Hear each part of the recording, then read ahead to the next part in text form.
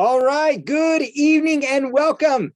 Hello, hello, hello. My name is Philip Ramos, and I am a coach and trainer for a local Utah company by the name of 3 Key Elements. Super excited to be here. I am a certified Gallup strengths coach, and I absolutely love what I get to do. So every Wednesday night at 7 p.m. and every Saturday morning at 10 a.m., I do what are called strengths interviews, and I get to interview people that are utilizing Gallup strengths, that are utilizing their natural talents, their natural ways of thinking, feeling, behaving in different areas of their life, whether it be their relationships, their careers, that you utilizing towards their goals. And I'm fascinated by people, and you'll get to know that throughout this process here. But super excited and welcome. Thank you for joining me. Thank you for being here. If you have, we're going to keep the chat open. I have also the Q&A open. If you have any specific questions as we go through this interview today, please feel free to chat in. I want to know what your questions are as we cover different things. For some people, this is very basic stuff. For some of this is brand new thinking. And so whatever you're here for, maybe you're watching this recording later on, maybe you're here live, I just want you to feel that you can really ask anything you want. I want to know what your questions are so I can absolutely help you and assist you. But again, thank you so much for being here, and super excited to have you here. As we jump into this, before I introduce Tina, I just want to introduce myself, kind of get you guys get to know me, what I do, who I work for, and all that wonderful, wonderful stuff. So let me start out by introducing my wife, my beautiful wife. She's the one that got me started on this whole self-development journey, even the strengths journey. And it was actually, we were invited to take the strengths assessment through a friend of hers. And that's how this whole thing got started. I'll talk a little bit about that in a little more later on. But these are some pictures here of my family, both my boys, Sebastian and Manolo, my wife, Melissa. And this right here is actually the most recent picture of my son preparing to serve a church mission. He's actually currently serving, so we're super excited of him. He just barely started on Monday, and we miss him. We miss him tons. The light of our life, no doubt about it. I work for, like I said, 3 Key Elements. Kirk and Kim Duncan, they're the president and vice president of 3 Key Elements. And they're all about empowering people in their goals, in their emotional management, accomplish whatever they want to do and direction they want to go. They've been very successful at it, and they've been doing it for some time. So there's absolutely no doubt about that. They're very experienced. And so I feel privileged to be a part of this journey, a part of this team in delivering great content, empowering, and educating people. And where I specialize very specifically is in Gallup strengths. I specialize in, so for those of you that don't know, Gallup is a global analytics company. In fact, they're one of the largest in the world. They're responsible for the world poll that most people are familiar with, or sometimes you get those polls in the mail. Typically, that's Gallup. Over 28 million people have taken the Clifton Strengths Assessment, and over 90% of Fortune 500 companies use the Clifton Strengths Assessment within their organizations, within their companies, within their teams to better assess not someone's personality, but the way they naturally think, feel, and behave, and what drives their motivation, and what drives their performance, what drives their results. And that's what makes Clifton Strengths so unique, so different, and so important when it comes time to understanding really what motivates us. What are our needs? What do we bring to the table? What do we do naturally that drives who we are? So more than how we learn, more than our personality, more than maybe our relationship types, it's really meant to understand who you are on a performance level. Okay. Now, one of the things I want to do that people, because one of the questions I get all the time is, Philip, I'd love to see your strengths. And so I decided to put together a slide. And this is the first time I've done this in the interview, because I want people to get to know, I have a lot of people that are unfamiliar with strengths, but I also have a lot of people that are familiar with strengths. And as I reintroduce my wife here, my beautiful wife, Melissa, I want to not just show you mine. So this right here is me, right here in the first set. And then the second set over here is my wife. So you can see some similarities, but there's definitely some differences. And one of the things that I love about why I felt like this was important to show is I've pursued self-development since I was, I believe it was about 22 when my wife first introduced us. At a very young age, it was like the first year of our marriage. And so I've always seen the importance of it. But along the road of self-development, I have found myself very much feeling not good enough. I felt that a lot of self-development exposed a lot of my weaknesses. And although it empowered me in a lot of ways, I also felt like I just wasn't good enough, right? I felt like I lacked in a lot of places. And we my wife and I, we have definitely followed some great mentors and coaches. We've definitely been a part of some phenomenal programs, and it's improved my life in more ways than I can count, no doubt. But I have to say, the number one influencer in my life, which is why I became a Clifton Strengths coach, is because of this assessment right here. This assessment, and I know sometimes we can be overly dramatic, and I'm that guy for sure, no doubt about it. But I have to say, Clifton Strengths, this assessment changed my life. Absolutely changed my life. It changed our marriage. I would never have become a coach or a mentor. I teach. I probably do 5, sometimes 6 of these a week, for different reasons, outside from my one-on-one appointments. And I would never have thought in a million years that I had the skills or wanted to do this or even could pursue this authentically until I discovered Clifton Strengths, merely because it was the first time that I ever felt validated for who I am, validated for what makes me great, validated for what makes me unique. And this assessment has absolutely done that for me. And I show my wife's here because at the same time that so my wife actually took her assessment first, and then I took my assessment. I was actually hesitant on taking it because I thought it was another personality test, right? I thought it was just something that was going to put me into a box. I'm green, or I'm good with people, or whatever it might say. And when I took my assessment and the results I got back, and the first thing I saw was positivity, I got emotional because my whole life I have been overly positive, but it was more how people made it sound like was more of a weakness. People said that, I'm too positive, or I'm too, I think everything is too good, or glass half full type of mentality. And so I didn't necessarily view that as a strength when I saw it there. Same thing with winning others over. Winning over the has hurt me more than it's helped me, I feel like. So how are these actually strengths? And what fascinated me was, and again, this happened 10 months later, after I took my assessment, like many people that I coach or many people that I invite to take the assessment, when they just merely look at it, more often than not, people just shelve it. They set it aside and they don't read past the first page or a few things. And it was 10 months later that I felt this inspiration, this impression, as I wanted to improve me, to read fully the assessment. I read mine, I read my wife, and I was moved to tears. I was literally blown away at how accurate this is in terms of how I operate, how I process things, how I do things. And it was on a Sunday. That Monday morning I called, I got a coach, and that's how this whole journey started for me. And I bring this up here in terms of my wife. My wife and I, like I said, we went to seminars, we went to retreats, but we also went to marriage counseling. We went through, we've, like any marriage, we've been married now for we're going on to 22 years this year. And we've had our struggles. We've had our ups and downs. We've had our battles.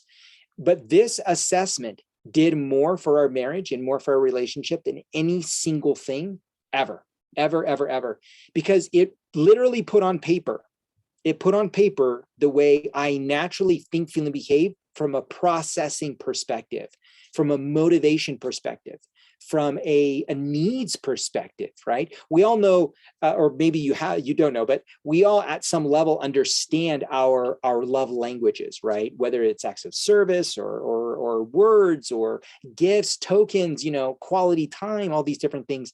But when it comes time to this, there are very specific needs and motivators inside what I call your internal operating system. Like if you look at your phone, right, and even though you may have the same iOS as your spouse or your friend, inside there, because of the apps you have, because of where those apps are located, how you open your phone, how you close your phone, some of you have passwords, passcodes, you have a unique operating system, you have a customized computer, if you will, inside your phone that's going to be a little bit different than everyone else. Still the same phone, but just the little differences that make it unique to you.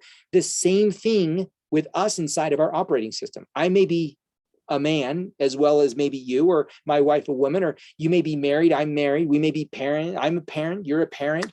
Well, I'm involved in, right, coaching, maybe you're a coach, but our unique operating system is what makes those particular roles so different.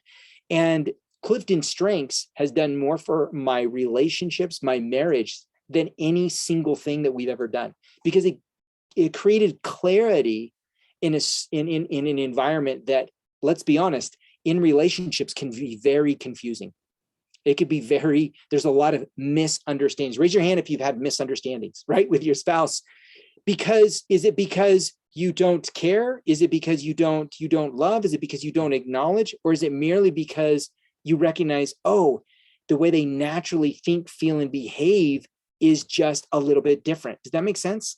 And so I want to make sure that you clearly understand that it's all of these dynamics, it's all of these different things that create this.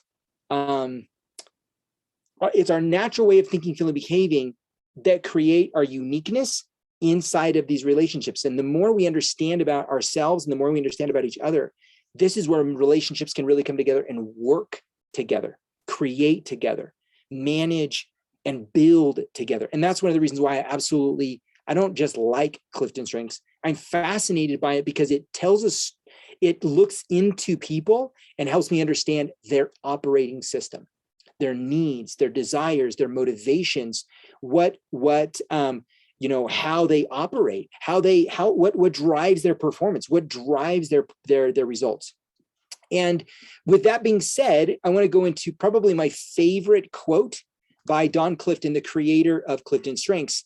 And the quote is, as you begin to think seriously about the unique constellation of talents that you have, you recognize that other people each have their own unique combination as well. You begin to see them through a different lens. The things that used to annoy, irritate, misunderstand, frustrate, right, make you angry, are now seen as the very things that make the other person productive and successful. So go back to that positivity, right? The very things that people said about my positivity is what got me through life. It's what I grew up in not just one broken home, but multiple broken homes. And it's my positivity that helped me be mold and create that experience. My siblings went through the same thing, but they don't have positivity at number one. But it's the way I was able to process and work through and go through those things. Does that make sense? So this is one of the reasons why knowing these things about who we are and how we do things can dramatically impact what we do, how we do it, but also it gives clarity to the other person in these relationships. Like it gave my wife clarity as to, oh, that's why you do what you do, honey. Is it because I'm insensitive? Is it because I don't care about, people struggling with emotions or feelings? Absolutely not. I care very much. I just love positivity. I love feeling good. I love love, right? And Strengths gave me permission to do that. In fact, what's interesting is I didn't actually use the word love growing up. It wasn't a word that we use in our home. I didn't use it very much within the first part of our marriage because I just didn't know. I told my wife I loved her, right? But I didn't use it as much as I do now because I'm not embarrassed of being me anymore. I'm not embarrassed of what attracts me, what I'm passionate about, what I'm excited about. And so I allow my strengths to shine even brighter than ever. So I just absolutely love this quote. And I just wanted to get this started as we dive into this interview today. I'm gonna kind of show you here Tina's strengths, so you can see all 34 of her strengths, and we'll go into some depth with her and as we interview her. But what makes me so fascinated by this and why I love again strengths is this gives a place. Let's say Tina and I are working together. We're business partners. Maybe she manages me. Maybe I manage her. Maybe we're entrepreneurs together and working together in his business. Maybe we're just neighbors, right? Maybe we're siblings. But one of the great things about the more and more I understand about my uniqueness and value my combination or my unique, talents, I acknowledge who she is and I celebrate who she is. I celebrate what's great about her. I acknowledge what's great about her. And in giving each other space in order to do that, right? Giving each other space to thrive, not to say, this is what I value, now you have to value it, right? But for me to confidently say, hey, this is what I value, Tina. And then the follow-up question is to be, what do you value? Does that make sense? It doesn't give her more weight than me or me more weight than her. If anything, it creates an incredible, open and honest relationship, because I want her to honor what I value. But if I want her to honor what I value, I have to make sure that I'm willing to honor what she does. Does that make sense? That's the beauty of, in my mind, strengths, in my mind. And that's why I love these interviews, because it not just gives, obviously I get to showcase someone, but hopefully, whether you have a relationship with her in some way, or you work with her, or maybe you're just looking, you invited, someone else invited you to this to watch the video, you can see really what makes people tick is a unique combination of talents, a unique combination of things. And I say this all the time, and this is probably one of the greatest things I love about this assessment versus I know other assessments that people take. People have huge fear about taking assessments in some way, because they either, one, they're super open to it, or two, they have this big fear because they don't want to be put in this box, right? They don't want to be labeled as this. And one of the great things about Clifton Strengths is it's so complex that even though you have these themes or these talents that may line up, I can interview someone that has the same 3 talents in their top 5, but because the other 31 are different in different places, those 3 that are the same operate in a completely different way. So if anything, what this assessment shows is how different we are and how complex we are, even though we have some similarities. So anyways, with that being said, I just want to, I'm going to bring on Tina here and have her come on, and we're going to ask her some questions and get to know what is amazing. Oh, sorry. What is amazing about her? Tina, you there? I'm here. Excellent. How are you doing? I'm excellent. Thank you. Good. Excellent is good. Excellent is good. I like that. All right. Well, so just to give you guys a little background about around Tina. So Tina is wife of John. For 35 years, they've been married. Now, that's a little longer than we have. So they have some more experience. And I'm sure that because I know your husband has taken the assessment, right, Tina? He has taken the assessment. So you probably have more experience of what you see, what you guys have seen inside of each other through that lens than Melissa and I, right? You guys have 35 years of experience of seeing different things. That is true, right? Yeah. So mother of, let's see, Michael and Kristen and Josh, and of course their extended families. And I love this. She put here perpetual student because she loves to learn, infusing emotion into photography, video creations, and career accountant. But I love this love learning idea. And you can see that if you guys go back to her assessment, her learner was her number 1. And now how long ago do you take the assessment, if you don't mind me asking real quick? I probably took it about 4 or 5 years ago. I was in a training class course, and the teacher had mentioned it and related to something we were talking about, and that sparked my interest. And I held on to it for a few months before I finally took the test or the assessment, and I only took the 5. Right. And I thought, oh, well, that's kind of interesting. Didn't really understand it until you came along, and then I took the rest of the assessment. Awesome. So that learner has been around your whole life then, right? That's not a new thing for you. No. My grandmother was a school teacher, and we would spend a lot of time with them, including the summers. And I would go into her little storage unit and get the workbooks and go through the workbooks during the summer. I thought that was cool. I love it. Well, you brought up, you took the assessment 4 years ago. What was he talking about that all of a sudden, like, what was kind of, maybe give me a little bit of context. I'm always fascinated because I invite obviously a lot of people to take the assessment, right? I encourage people to take the assessment. And so what is it that he said, or what was what was some of the context that you're like, what? I want to look into that. I don't even remember what it was she said, but it had to because I'm an accountant. So the class I was in had to do with financials, and something she said about our trade, our personality, our strengths, or maybe it was strengths. And I thought, now that's an assessment I hadn't heard about. So interested. Interesting. Okay, cool. No, that's good to know. I'm always interested in fascinated by that. So you took the assessment.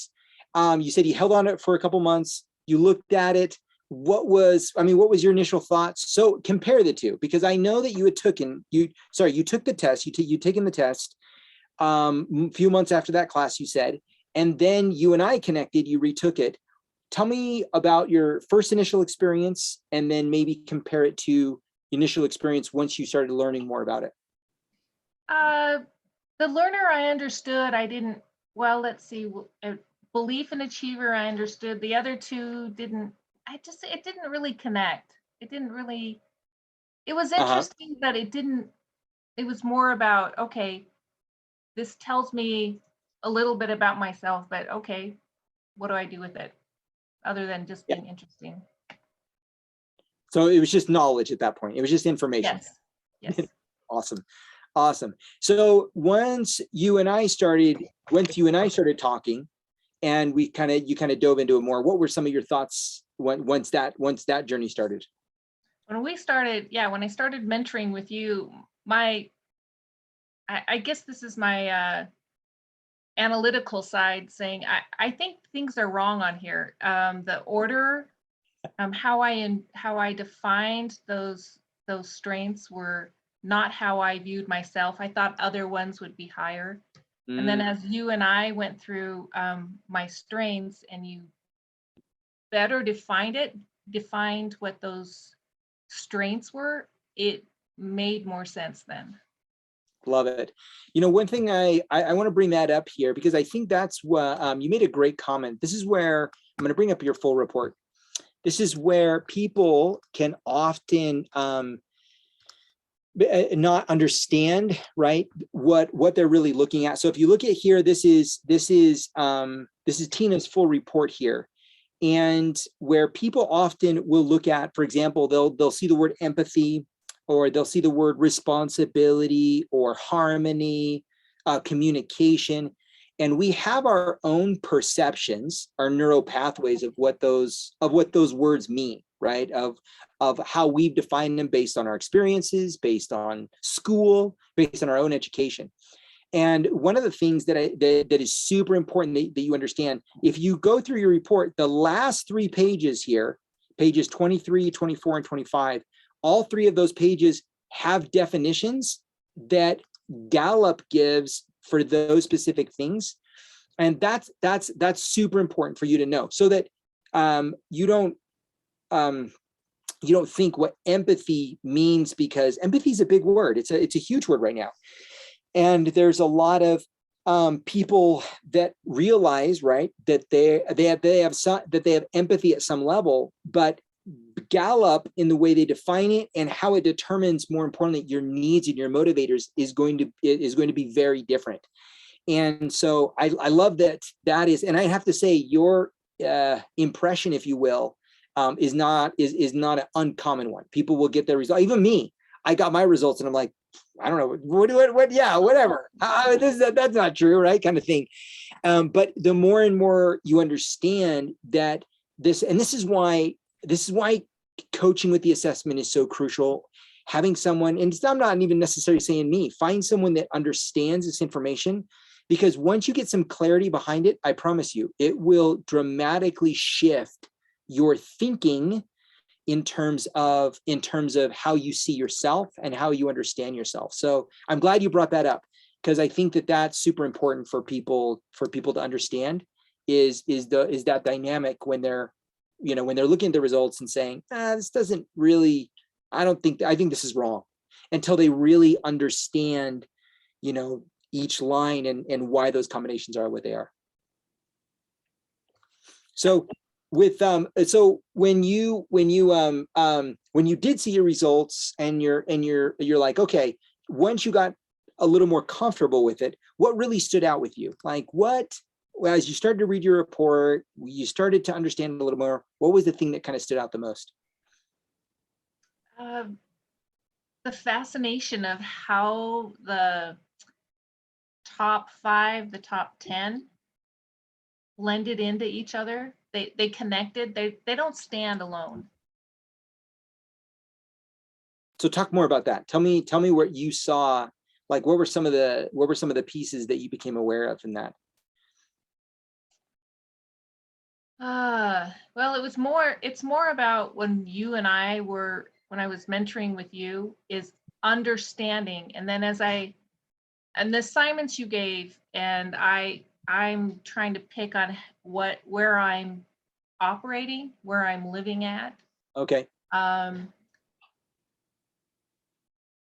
then just and thinking, I didn't know how to, well, it's kind of this one, it's maybe that, and talking with you helped me better define it, and it wasn't what I thought it was at all. Hmm. But again, that's understanding what the definitions of each of those talents are. Yeah, yeah. One of the things too is, and so what Tina's talking about here, and I kind of mentioned this a little bit, like if you look at my wife's report, or if you looked at mine and my wife's, we have actually 6 of the same talents, or sorry, let me say this so it comes out better. Out of our top 10, we share 6 of them. So both of us have 6 of the similar talents in our top 10. Now, based on that, you would assume, oh, we're so much alike, right? We have so much in common. But the truth of it is we couldn't be more different, because the talents that motivate her, you want to look at things in terms of motivation, in terms of the blending, like what Tina's talking about. So for example, her connectedness is going to be influenced by her learner. Her achiever is going to be influenced by her learner. Her developer is going to be influenced by her learner, where often people will get stuck and they'll say, oh, how come I'm not they'll say, how come I'm not going to the gym every single day to achieve my goals? And their achiever has really nothing to do with the things that motivate them. So it's about looking at the things that motivate, in this case, connectedness or a developer or a learner, and that influences the achiever, or the belief. The belief is influenced by the learner, and vice versa. So understanding how these natural talents work together in combinations can dramatically impact, oh, this is why I do this thing in this way, because of this combination, or because these needs have to be met. That's one thing that I know that you and I have talked about, right? About I remember when we were working together, you'd always say, oh, well, I got to learn how to do this first. I'm learning this program, or I want to learn how to do this. And it's interesting. We can hear it in our language, right? We can hear our language, where same thing with me, when my wife, when she says something, immediately I can't help but spit out something. Yeah, I can't help it. So she's called me in our marriage like the devil's advocate, and never at any point did I want to be opposite of her. It's just, I hear something negative and I can't help but spin it around negative, right? And she has positivity at like number 7 or 8. So it's not that she's by any means a negative person. It just, for me, I can't help but spin things around in a positive, with a positive language. So here, I remember just always, just every conversation, I felt like it was always, well, yeah, but I want to learn this. Well, yeah, well, right now I'm learning this, or I want to work towards this, but I'm learning this. And so if we're aware and we're in tune, we can hear, number one, our needs, we can hear our motivations, but we can also hear maybe where we're overdoing a talent, underdoing a talent, these things. But it's these combinations that what Tina's talking about, how they mesh, right? How they link, how they intertwine, that make us more complicated than similar, really, to other people. And understanding that is crucial, because I've talked with, in fact, I've done a couple interviews now that I'm thinking about it, where I've had a learner in their top 5, but they had other talents that were more dominated that changed that learner and changed how they used it. So thanks for bringing that up, because I think that that's a crucial piece for people to understand. Yeah, and another thing I've noticed about being a learner is I have so much fun learning. I go off on tangents very easily. So something that shouldn't take me very long, I'm off learning more. It just goes more than just this. It continues to grow. So it can trip me up. But then I also, what's really good about the learner, it helps me be a solution finder. So if a problem or an issue comes up at work, I can dig in and find the solution because I don't give up until I find something, find an answer, a resolution. I love that. Okay, so I want to point this out because you brought up a couple different things. So listen, I want to point out to what. So, and again, when you understand, when you have, this is almost like it's a new language that you learn. That if you learn the language, you can hear you can understand people. So what she said is there's a problem, right? So she recognizes there's a problem, and she will learn until she sees the problem resolved. So she will learn until she achieves what she needs to achieve. She will learn because she can make the connections. She can see the dots. She could see how this problem is connected to, or how a solution can be connected to the problem. So you can see really what talents are being constantly used all the time by people's language. Now, and I love that you said what you said in regards to your learner about tripping it up, because this very same thing can be opposite, just like what Tina said. My positivity, and if you ever watched any of my interviews or different interviews that I've done, I talk about how, my wife in our marriage, right? She would come home and she had a tough day, or something's not working right, or something. And again, she wants to share her emotions or her feelings. I'll immediately switch into positivity because it's just what I do. And I have hurt moments in our marriage. So although positivity, being around someone that's always positive can be nice, don't get me wrong, right? I have relationships in my life where they're like, wow, Philip, it's fun to be around you. That's not always the case. If I'm like, oops, not the time to be positive. I need to be more open to communication. So the very things that motivate us are also the very things that hinder us. And I'll talk a little bit about that later. We often think that although we all have these walls or these barriers or these things that keep us from accomplishing our goals, but more often than not, it's the very things that motivate us to get in our way. I can, without a shadow of a doubt, and knowing, working with Tina, I can, her learner has hindered her achievement of what she wants to do because I got to learn more before I can, type of thing, right? Same thing with my positivity has hindered me in relationships because I've pushed, as much as I care about relationships, I'm motivated by relationships, I've pushed relationships away because of my overly optimistic, a way of engaging when they're trying to connect with me because they might be having a tough day or emotionally or that sort of thing. And so it's often really our natural drives. And so we all need to learn I teach people how to, what's called self-regulation and self-expression. So you want to know, like any high performance, vehicle, you're running around the racetrack, there's a time to push that pedal because you want to go faster, but you're going to take a sharp turn. You better ease off that pedal. Otherwise you're going to go, it's going to be a nasty accident. So you just got to know how to operate your operating system, right? Your high performance machine to drive your performance and not hinder what you actually want to do, hinder your growth. So I'm glad you brought that up, because that is definitely more common, I think, than people think. So what do you think now in learning your strengths, going through your strengths, what do you think your superpower is? Like, what do you think you're like looking at this and be like, you know what, this is what I do and this is what I do great. And you've learned to own it. I think it's the combination of the top 5, actually. It's not just one, because the learner helps me, but it is each one of those that follow, like developers. So I learn, but I also want to share what I've learned. So that's where my developer comes in. The next is connecting. So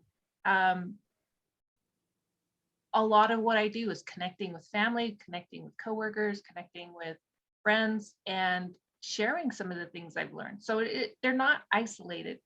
And I really thought it was more of I thought, like I said, I thought some things were higher. Like here's achiever. So I learn so that I can achieve the goal of solving the problem.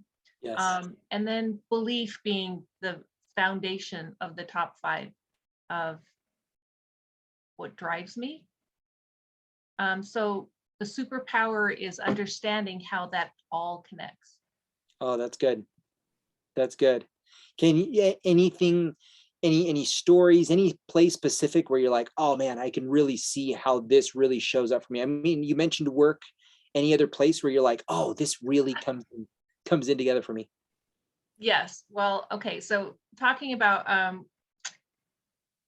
it's been a while since I've done videos, so my program and equipment was outdated, and struggling with kind of a starter and just trying to learn and struggling with that and beating myself up actually because I felt like I had done it and I'd done very well with it at the time I'd been working with it, and I was struggling and I was upset that it was taking me so long.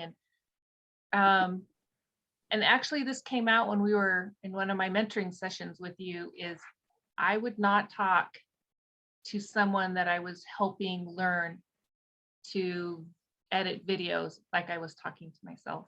Mm-hmm. And that was huge to me, is that I'm in the mix. Mm-hmm. I'm not exclusive of why am I so much harder on myself. I would be patient, and if someone messed up, it would be no big deal. We would find a way to work around it. And when I made that connection, it was easier to be nicer to myself instead of saying, oh gosh, the audio was messed up. It's just gonna ruin the whole thing. And Yeah. yet when I thought of it, if I talked to someone like that, we would find a way to make it as good as we could. Yeah. Yeah. I love that. I love that. And that's just goes to show your achiever there in terms of wanting it to be perfect, wanting it to be amazing, wanting it to be great. And that's an example of where, when we're not careful, these talents, if we don't know how to self-regulate them as we self-express, they can do harm, right? They can cause problems. They can create roadblocks, because it's got to be perfect, right? It's got to be a specific way. It's got to, and we put that pressure on ourselves. We do these things, and then like you said, your belief creates that foundation, right, behind your achiever, and it's a core component. And so, what's cool about, and again, even from a mentoring perspective, I have to say, the ability to, or now not necessarily the ability because of, I have some magic powers. I don't want, no, nothing like that. I just know how to read strengths, and I know, I know I can see it. And so because of that, it's, you can see things super fast where people are stuck, right? It's not your your 8-year-old, self, or we're fighting this thing, but we can really pinpoint very quickly, oh, my achiever. And then more importantly, you learning how to do that, right? Because that's part of the whole purpose of strengths too, is I don't want people to feel like you have to have a coach for the rest of your life to tell you what's wrong with you, right? Or what you're dealing with, but to learn, how can we learn enough about ourselves so that we can make the shifts, we can make the adjustments, right? So that when you're facing the next video project, or you're facing the next problem at work, and you can see your learner getting out of control, or you can see your achiever beating yourself up, you can see these things, you're like, you know how to rein it back in and say, okay, I need to get back into what is going to serve the performance and the results, right? And I do catch myself saying, oh, I am stuck in my learner. I need to move through that and become the achiever, or apply it now that I've gathered that information, or learned, or gathered the knowledge. or even develop. I love that you said that, you know, part of what you want to do is impart the knowledge. So for those of you that don't know, that's what developer is. Developers are fantastic coaches. They're great mentors. Developers are the talent is they're able to see the potential in other people. So Tina, having that developer so high, she not just wants to bring information into her for herself, but she brings in information in order to connect the dots of what she sees with other people, or she brings in the information to connect with other people, or she brings into the information and she wants to develop them. She wants to teach other people how to do videos, teach other people how to be successful in their job, teach other people how to be great at what they're doing, because that natural developer in her. And so the more and more we have these things, and I'll talk about this later on, but the needs, this goes right back to the needs that we fulfill. If I were to say, again, let's say I'm working with Tina and she's in this process of trying to accomplish this goal of whether if it's a video or something at work, and I were to say, stop learning altogether, I'm taking away something from her that's super important to her. And so we got to learn how to regulate it, right? We got to keep it in the, you know, like when you're running your car, you want to keep it in the middle, right? You don't want it to be too hot, right? You don't want it to be too cold. You want to warm up the car so it's nice and doing its job perfectly. That same thing with our talents. We want them to serve us. So we need learner in there, or we need my positivity. I need my woo. She needs her developer. But once it's in there, we want to learn how to play with it so it serves us, not overdo it or underdo it and take it away and not value it. So super, super important. Okay. So what about other success? Like, what are some of the other ways that you're finding success, maybe even on a daily basis? Like you're utilizing your strengths just in a day-to-day. What would be some of the talents that make you pop out? Well, I go back to the learner. Like I got a freeze dryer a few last year, and so I'm in my learner mode to test it out, be creative, which puts food in for snacks. Yeah. See, what else did I put?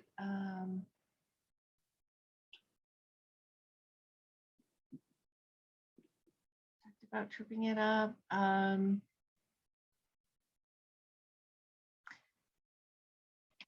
Responsibility came up. Actually, and that's in my second set of 10. Mm-hmm. It's actually 9, Mm-hmm. the responsibility. And that kind of reared its ugly head during Mother's Day. I'm working on learning. So I got a new recipe I wanted to try for salmon, and it didn't coordinate with what the meals, everything coming out hot at the same time. And so I'm at the stove and I'm a little bit mad but hurt because everyone's eating and I'm trying to finish what I had started, because I let the responsibility get in the way instead of saying, well, these 2 are done, go serve those and sit down and eat. And my sweet daughter says, Mom, come and eat. I'm like, I gotta take care of the salmon, so looking back at it today, it's like, oh, I let that trip me up. Yeah. And recognizing that and thinking of how I might do something different next time. Yes. And start planning now on not creating the issue. Yes. Yes. So one of the things that probably one of the biggest things is to recognize in terms of awareness. It's easy for us to, and let me clarify something.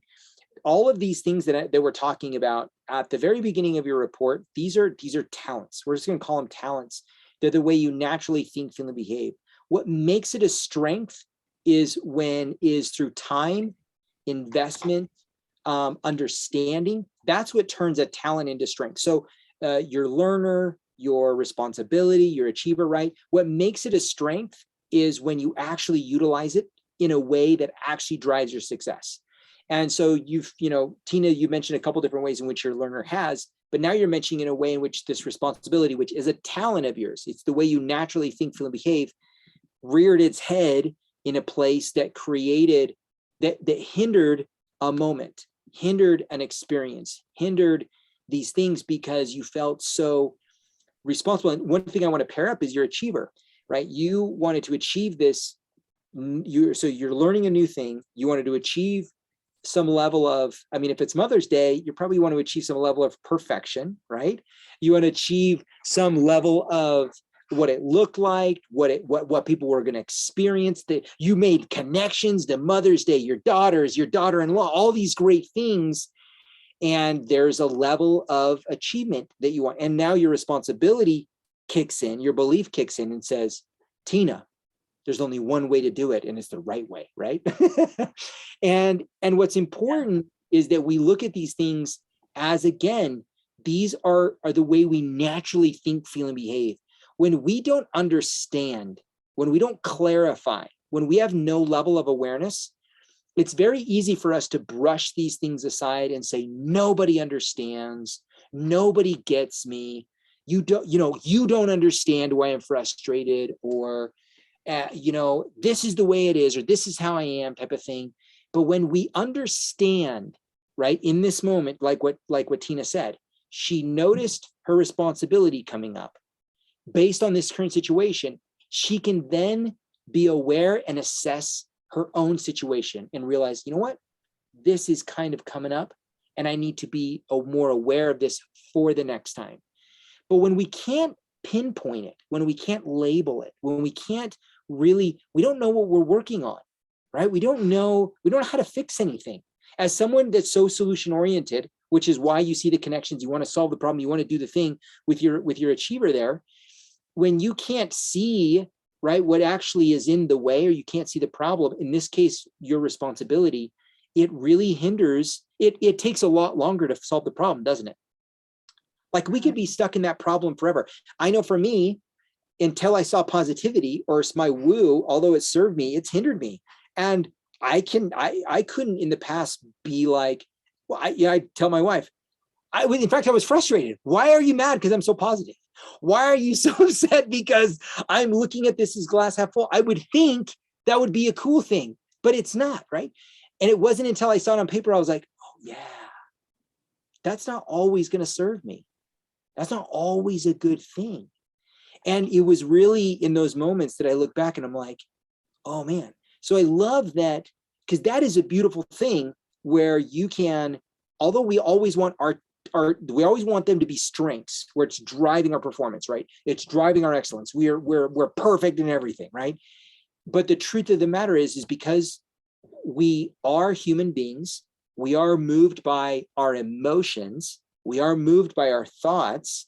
We have to recognize that the way we naturally think, feel, and behave in terms of achiever or learner or responsibility isn't always going to achieve the perfect outcome, because we, we make mistakes. But knowing that we can pinpoint it and say, oh, my responsibility or my learner or my achiever got in the way, that's a cool thing, right?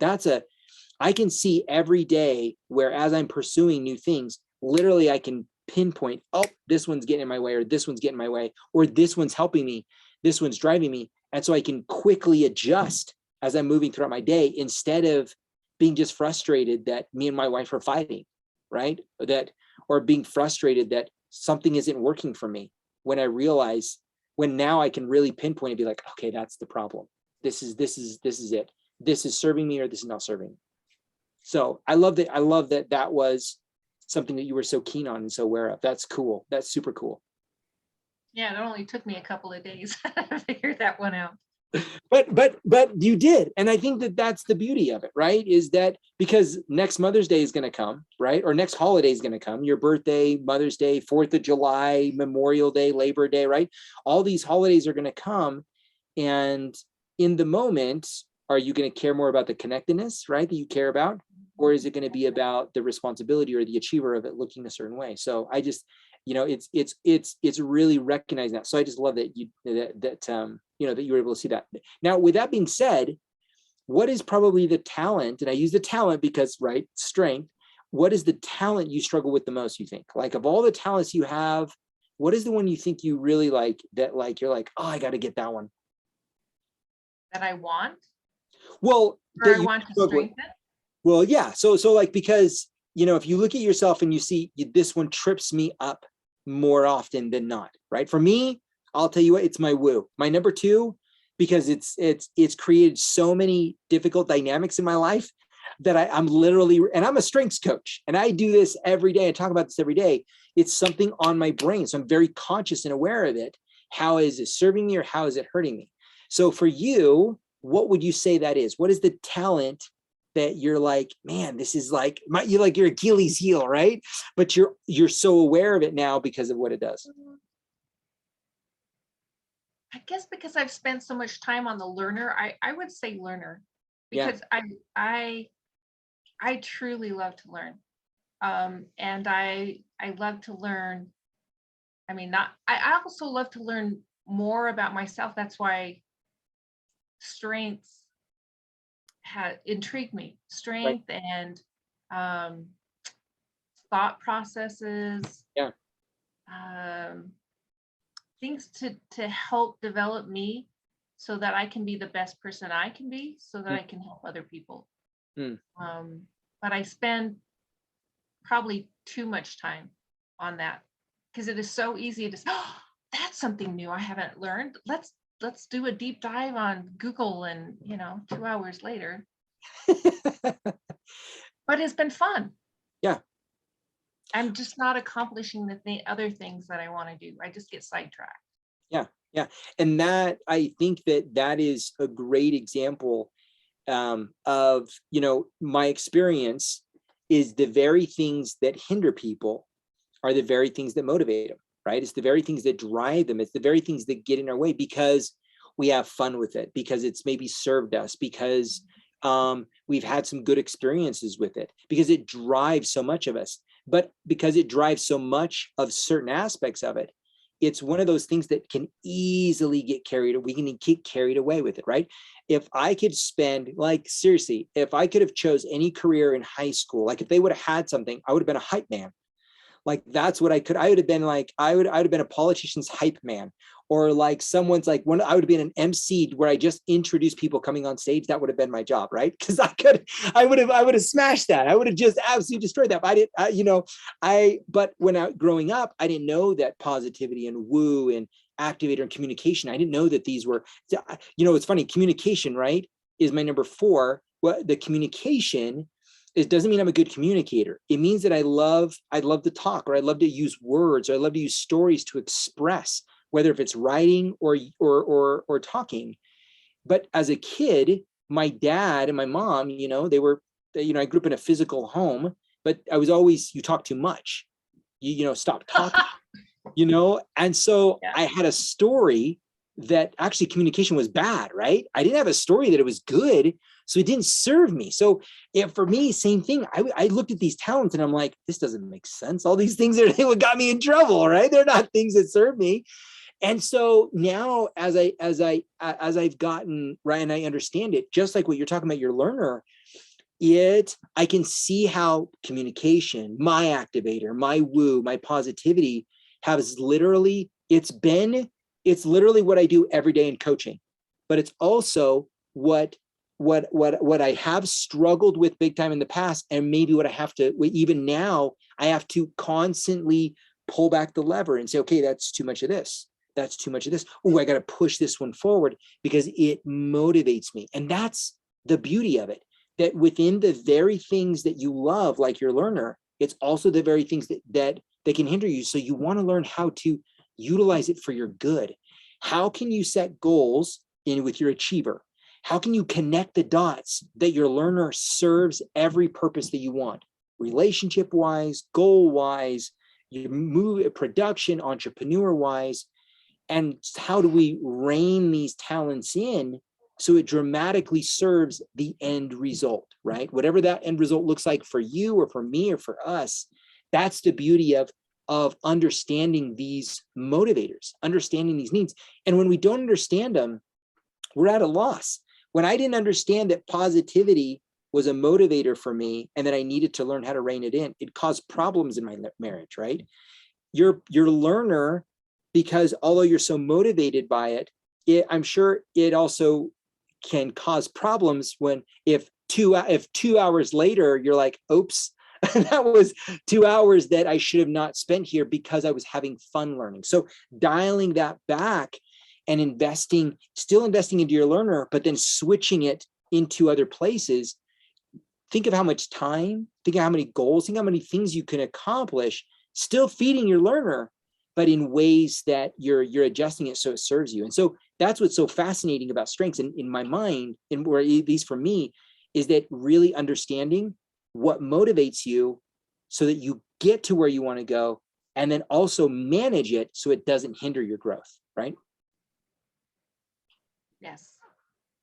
Cool. Okay, so with that being said, what would so you and I, you mentioned before you took your assessment, right? You and I started working together. What would and so you have been on a strengths journey. What have you found the most valuable in terms of this journey for you? What have you found for yourself? What has been the most impactful thing or process or understanding that has come from you diving into strengths? What I enjoy about the strengths is I can put 80% of my effort in my top 10 to accomplish things that I want, instead of trying to increase my ability to on my weaker ones, and I'm spending so much effort down there that it's harder versus using my strengths to help me move forward faster. And also on my journey in the class, I had a friend of mine join me.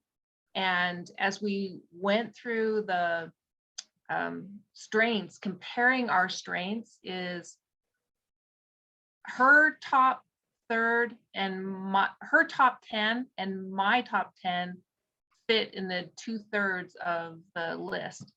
And so it was fun to bounce ideas. We'd get off of from class or from a mentoring appointment with you, and we were so excited on how this fit together, because we were coworkers first, how it fit together as a team and how to create a team.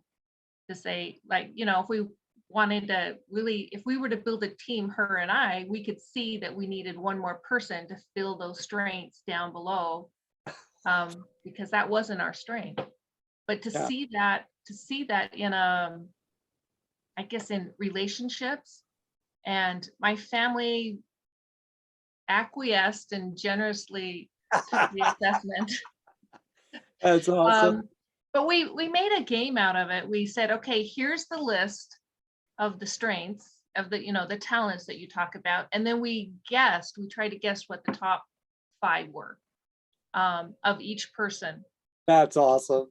And so that was interesting to get a perspective on my family. Some of them were surprised on what their top 5 were. Yeah. I see them differently.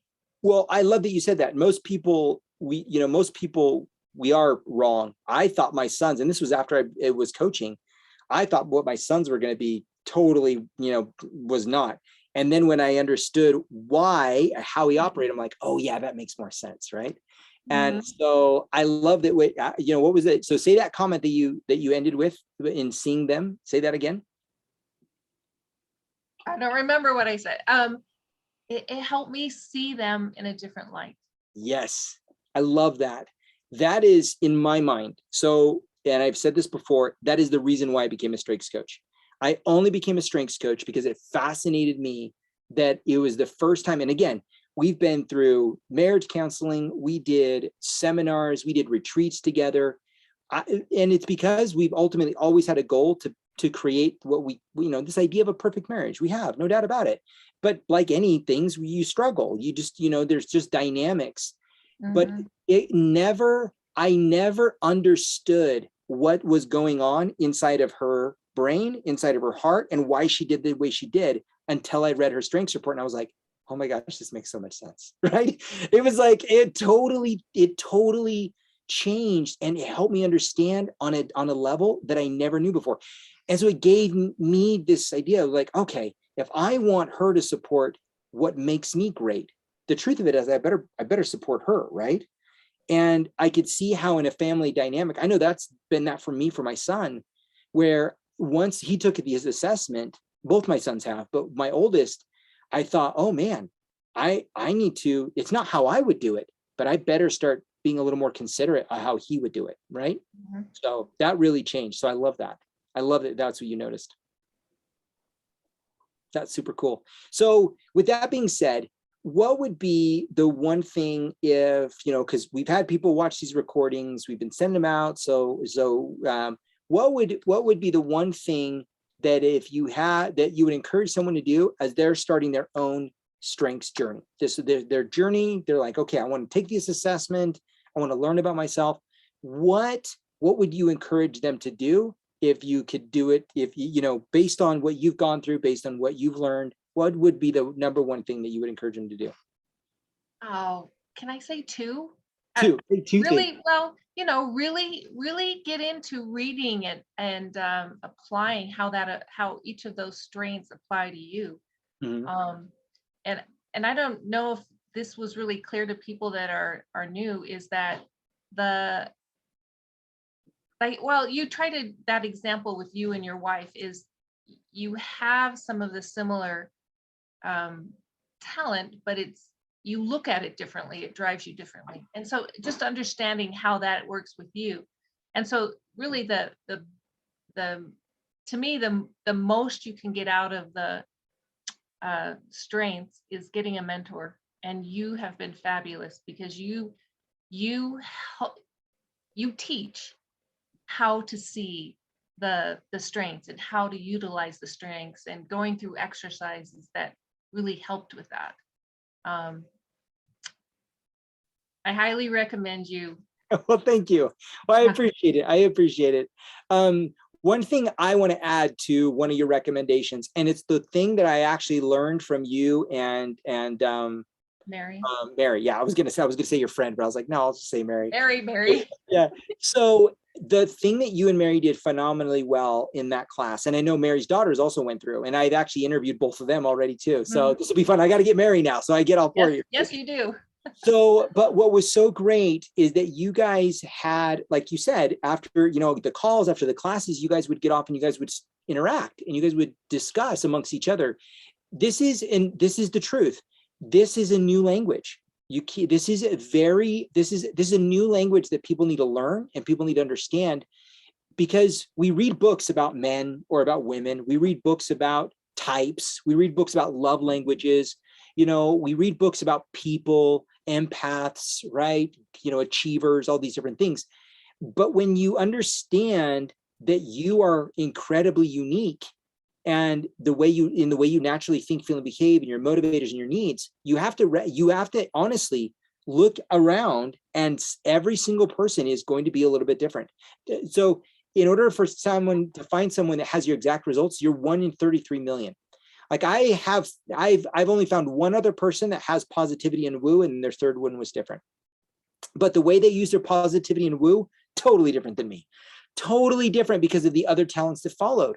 So just because you're a learner and, you know, it doesn't mean that you're going to learn the same way as Tina. So find someone to play with, find someone to interact with, find someone that is basically learning the strengths language and learn with them, partner up with them and say, hey, let's bounce some ideas and some concepts off each other.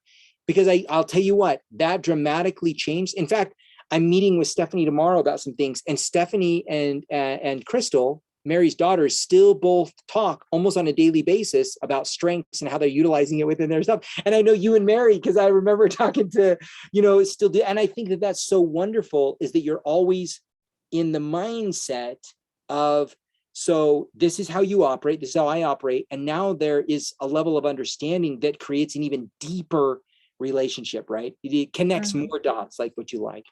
Yes. And it's helpful that it really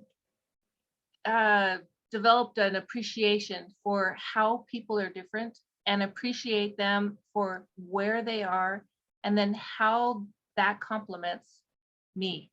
Yes. And I compliment them. And like, and you're talking about talking about strengths.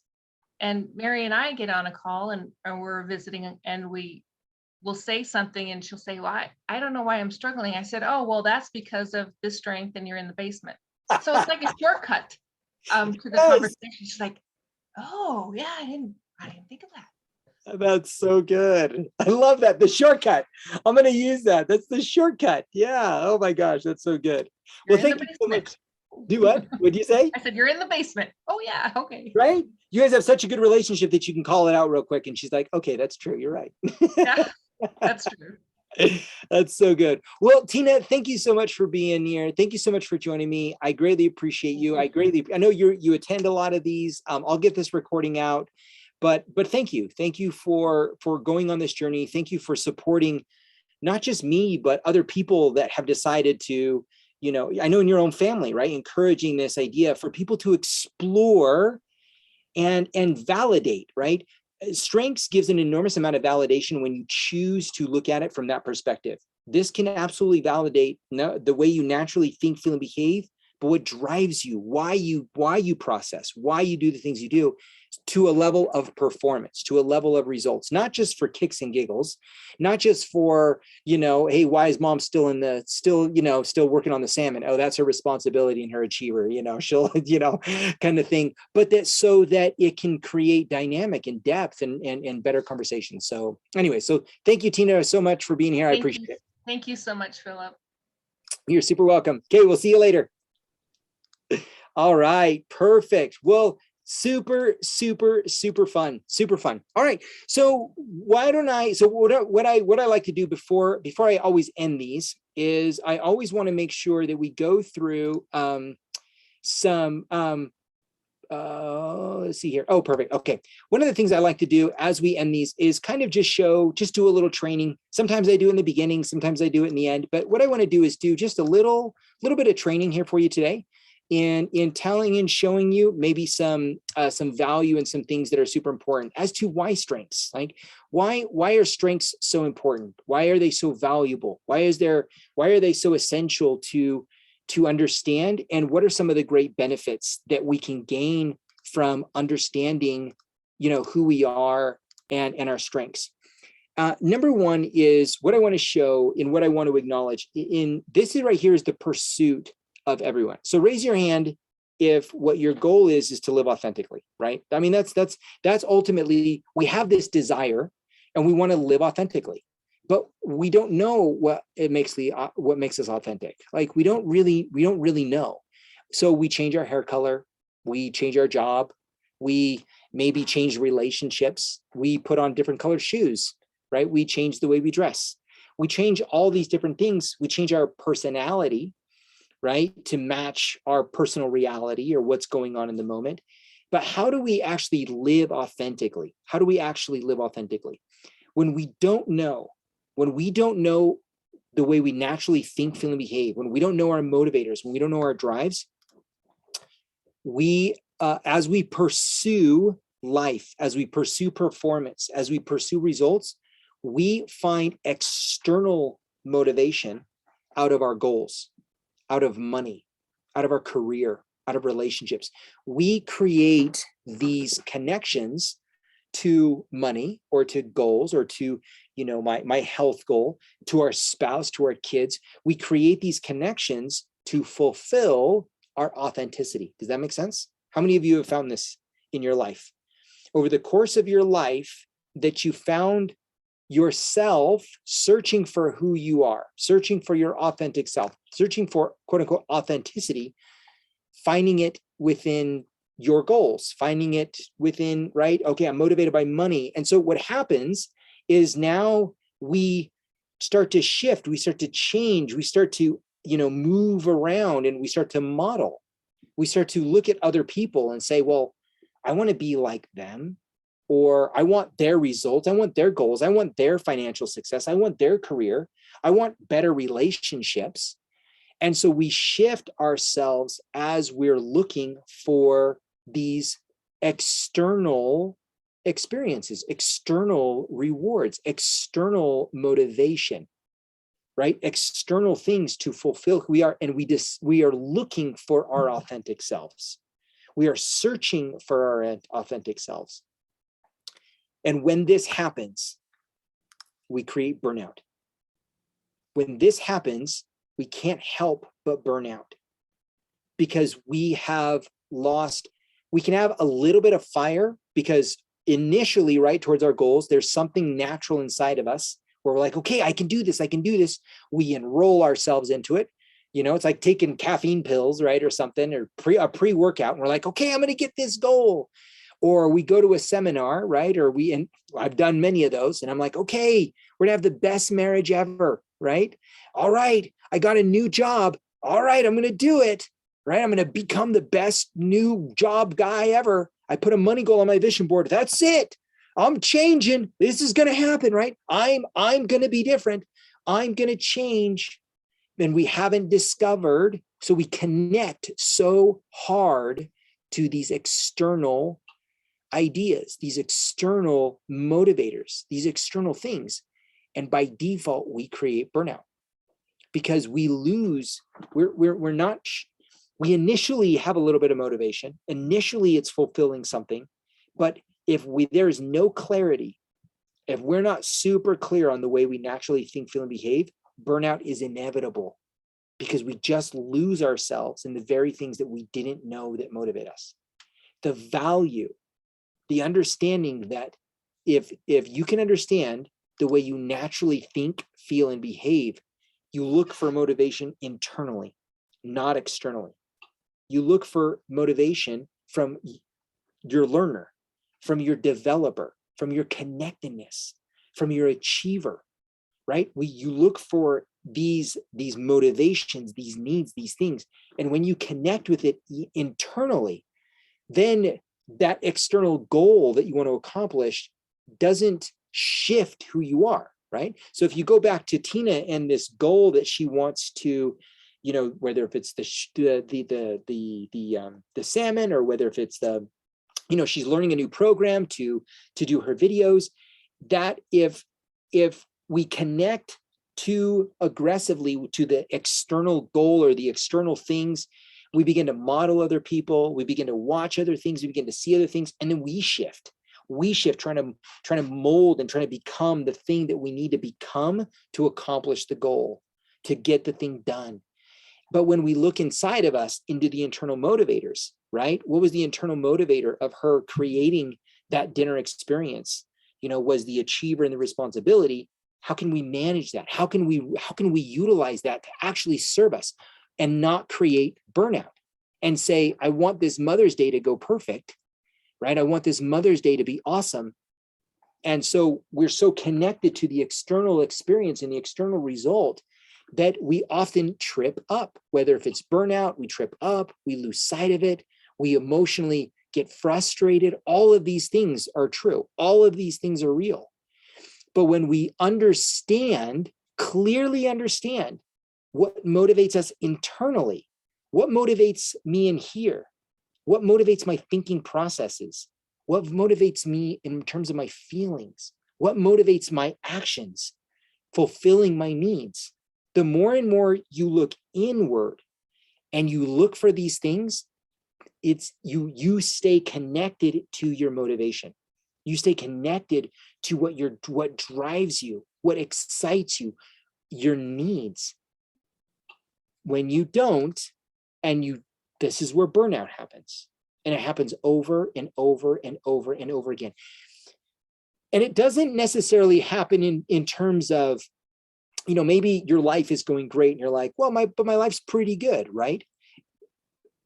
And I don't need to change my career. Like, I'm happy with my career, or I'm happy with my relationships. And this doesn't mean your marriage is bad, by no means. But I want to go back to Tina's story, right? In the experience of the Mother's Day, if we can be very clear, like what she said, that it's my responsibility, right? For this to look a certain way, for it to be perfect, for it to achieve something. When we recognize that is how burnout happens, because those experiences over and over and over and over and over again, and we feel not good enough. We beat ourselves down. We don't feel like, you know, we can't accomplish it. We can't do it. And after too many of those, burnout is absolutely real. Burnout happens in our pursuit for financial goals. Burnout happens in our pursuit for our health goals because we're not connected to our internal motivation. There are needs that you have. There's a need that Tina has as a learner. And when that need is not addressed, when she's not given flexibility to learn as she's going for goals, burnout is going to happen.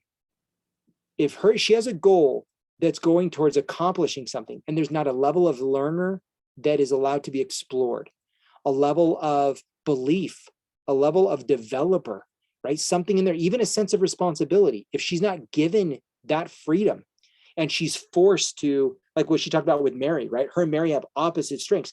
If she's forced to get that goal the way Mary is, or make money the way Mary's going to make, or her job, play in her job the way Mary would play, or in the relationship the way Mary would play, she's going to burn out because that's not how she naturally thinks, feels, and behaves, not how she operates. So by knowing how she operates, and she can do every single one of those things authentically.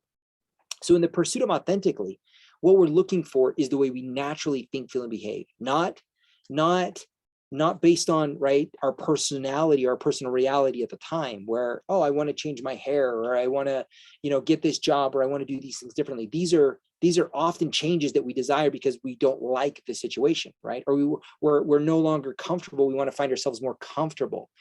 When people are looking for authenticity and want to do things authentically, you're looking for, how do you naturally think, feel, and behave?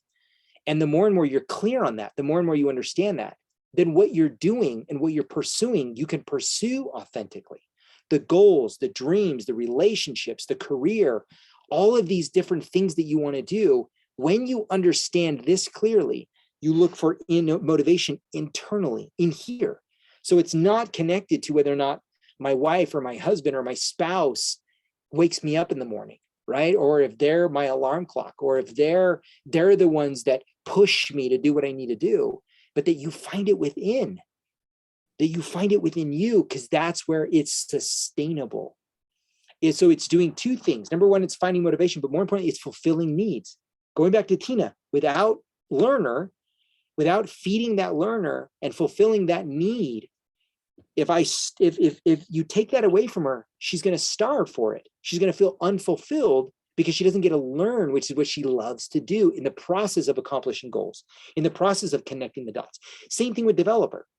If she was not allowed to teach or influence or develop or to coach people in some way, shape, or form, and that was completely removed from her, or she dismissed that part of her, there's a need inside of her, a drive inside of her that would be unfulfilled and would end up in burnout, versus finding the motivation within to drive success. That's what this is. This right here, this equation here is meant to drive your success. So right here, it's meant to drive the results that you want.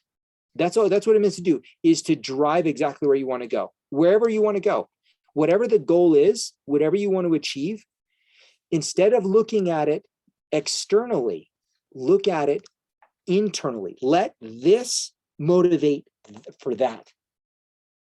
Anything you want to do, it does not matter, no matter what the role is, anything she wants to be, whether if it's the movie editor, whether if it's the mom, whether if it's the wife, whether if it's the mother-in-law, whether if it's the cook for Mother's Day, whether if it's the I know they love to vacation, right? They go out, no matter where the role is, no matter what, as the accountant, no matter what the role is, there's no doubt about it, she can accomplish any goal she wants to by playing in what motivates her, by playing in her needs. She can accomplish anything she wants to do, like she said, by playing in her top, in the 8 of her top 10. Anything.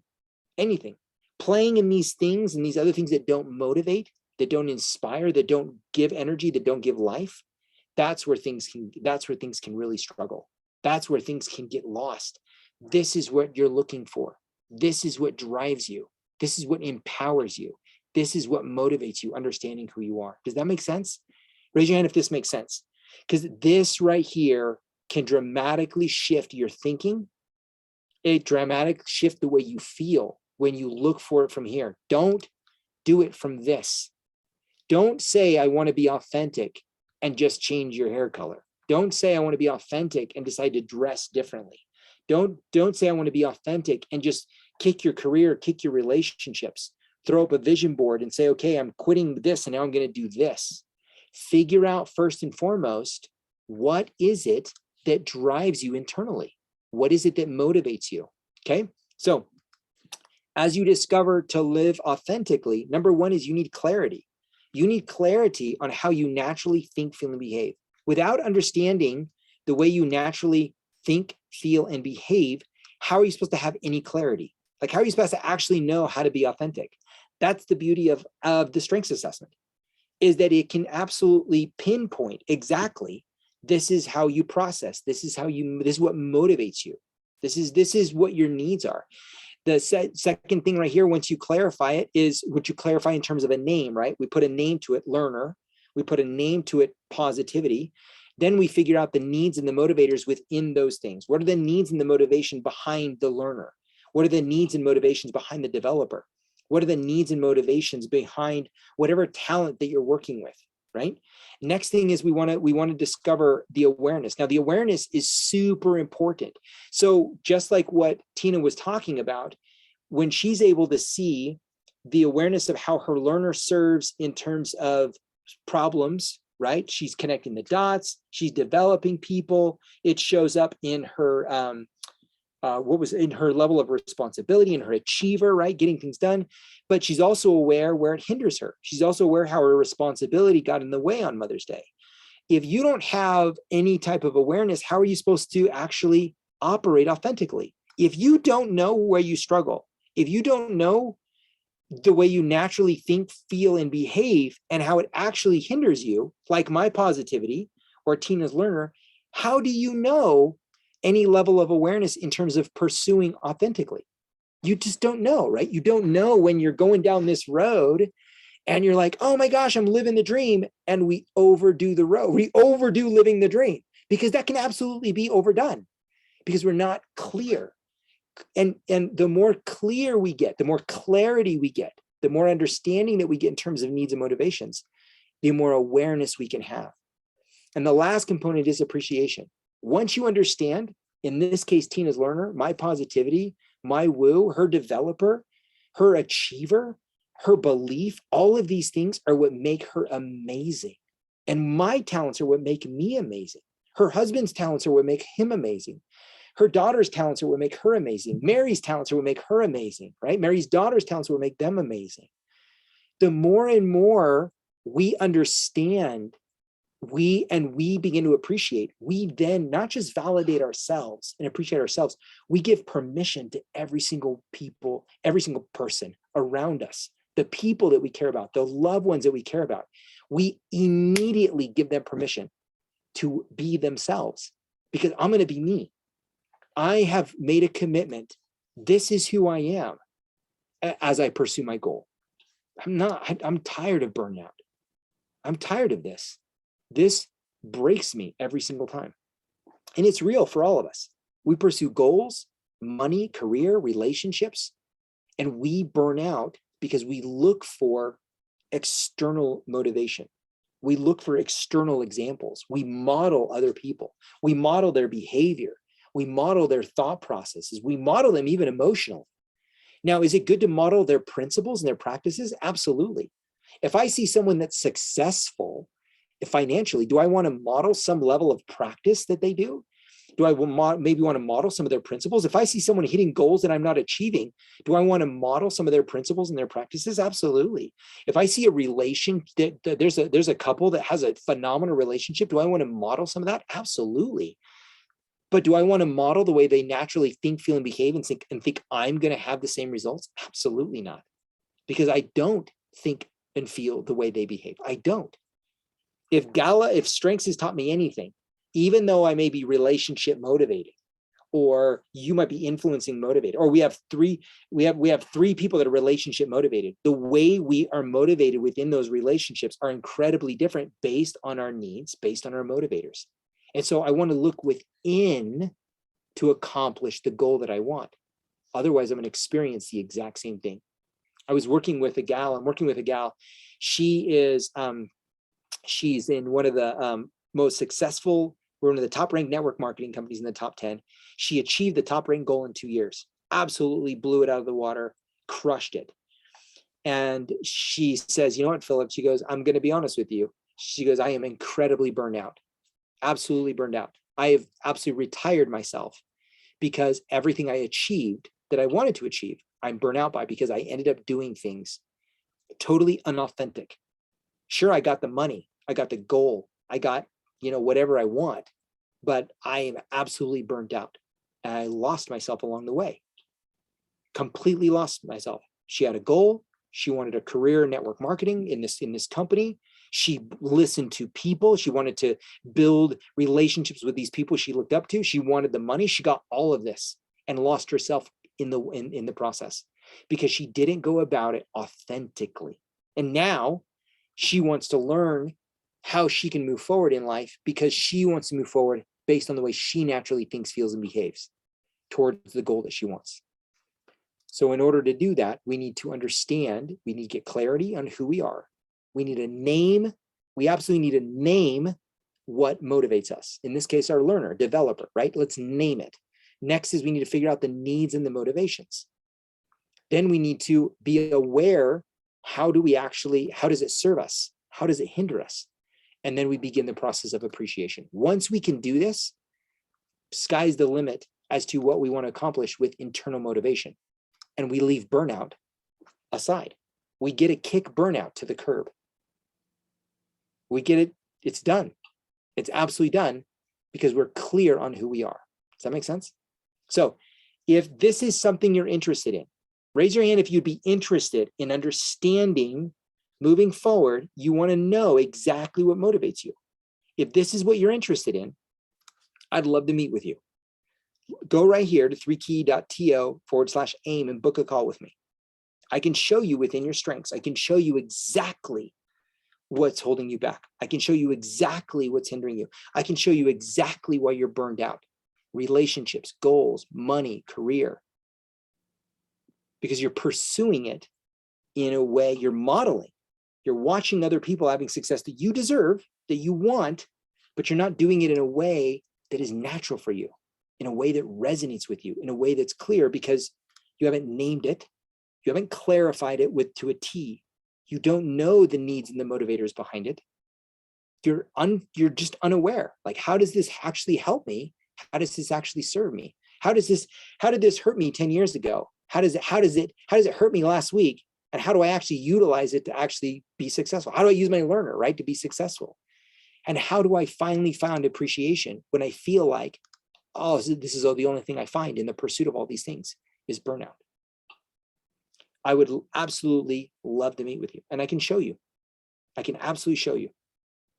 Book a call with me today, and I will spend 1 hour with you, and I will show you exactly how to get what you want by being authentic to who you are, by understanding exactly who you are and accomplishing where you want to go. If you're tired of the burnout, if you're tired of the results, if you're tired of feeling, or if you're tired of looking, maybe that's better, looking for external motivation because you're unclear on your internal motivation, you don't have to be there. You don't have to be there. You don't have to choose this. This is a choice. You can choose this by getting some clarity, by getting some appreciation, by seeing some awareness, by figuring out the needs and the motivators within inside of us. And I can pinpoint it for you. I can pinpoint it with accuracy so that you can move forward in every way you want to go. All right. So one last reminder, this is where you want to go. Book a call with me. I would love to chat with you. I would absolutely love to talk with you. I can show you exactly what's going on and help you fast track where you want to go, fast track what you want to do. All right. Thank you so much for being here. Tina, you were phenomenal. You were wonderful. I'll get up the recording. Thank you. If you're watching this recording later on, thank you so much. Like it, share it, do all that good jazz on YouTube that you do.